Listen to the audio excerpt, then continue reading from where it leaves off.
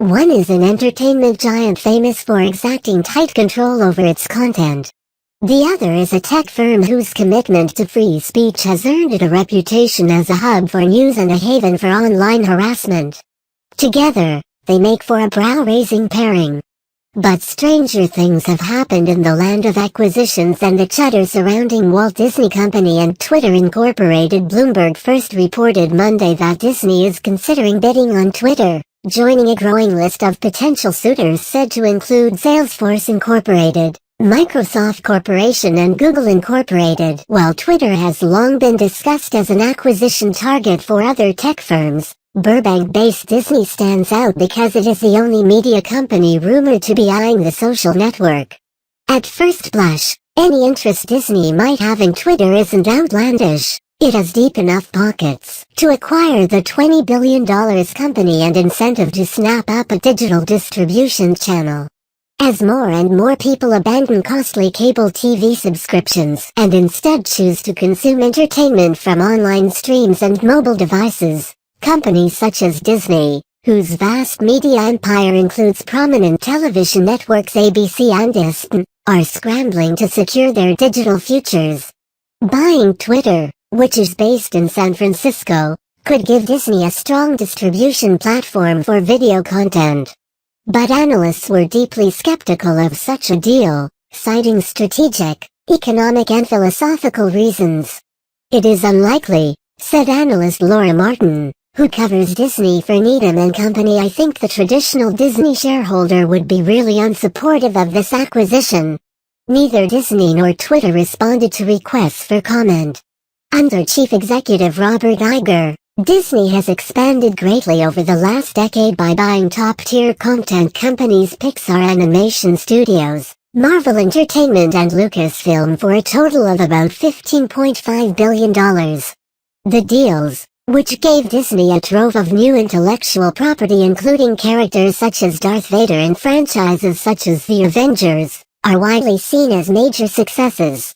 With a market capitalization of about $20 billion, Twitter could be a more expensive acquisition target than those three companies combined. Once acquired, Disney would also have an unprofitable company on its hands. Twitter lost $107 million in the fiscal second quarter that ended June 30th. Buying Twitter at a price in the ballpark of the company's current market capitalization, which has been driven up in recent days on the sales speculation, would seem to be a major gamble for Iger to make with less than 2 years remaining on his contract. He is expected to depart Disney when his contract expires in June 2018. It would be out of step with what Bob Iger has done, said Edward Jones research analyst Robert Iger, who covers Disney. They've been so disciplined on investing. Twitter also has an image problem that would not seem to jibe with Disney's squeaky clean reputation and penchant for tight-fisted control of its properties. Twitter has had well-publicized struggles policing users who post racist, homophobic or sexist content. Women, in many widely documented cases, have voiced grave concerns over how harassment is common and often unpunished. Also, Twitter has become known as a tool for terrorist groups such as ISIS, which use the service to recruit people to their causes. Twitter can't control who uses it. That could create a really damaging brand event for Disney, Martin said. Then there's the issue of business philosophy.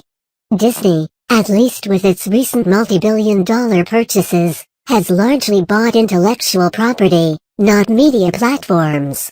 And if Disney backed its recent acquisition strategy and picked up Twitter, it could be faced with another issue, ruffling the feathers of rival content companies that already do business with the social media company. If Twitter were owned by Disney, the service could lose support from other media companies that might view it, fairly or not, as being tilted in favor of Disney-owned content. You would have to question, if Twitter gets bought by a content company, is it not so attractive to other content companies? Martin said. That would hurt its value. There are, however, notable connections between Disney and Twitter. Twitter Chief Executive Jack Dorsey is on Disney's board of directors, where he serves alongside another tech heavyweight, Sheryl Sandberg, Facebook's chief operating officer. And this year, Disney made a major investment to enhance its video distribution capabilities, acquiring a stake in a company that works closely with Twitter. In August, Disney said it would pay $1 billion for a 33% interest in BAMTech, a video streaming company that developed Major League Baseball's popular streaming service and handles similar efforts for HBO and the National Hockey League, among others. BAMTech has been tapped by Disney to create and distribute a new ESPN-branded, multi-sport subscription streaming service sold directly to consumers. The BAMTech acquisition was seen in part by analysts as a way for Disney to address issues at ESPN, which has lost 9 million TV subscribers since 2013, according to Nielsen data. Speaking at the Goldman Sachs Communicopia conference on September 21, Iger said that Disney was extremely impressed with BAMTech's technology and believes that consumers' use of mobile platforms to view media will grow in the future. "We are a big believer in using technology to reach more people," he said. BAMTech also is a technology partner of Twitter, helping the social media network broadcast events including Monday night's presidential debate.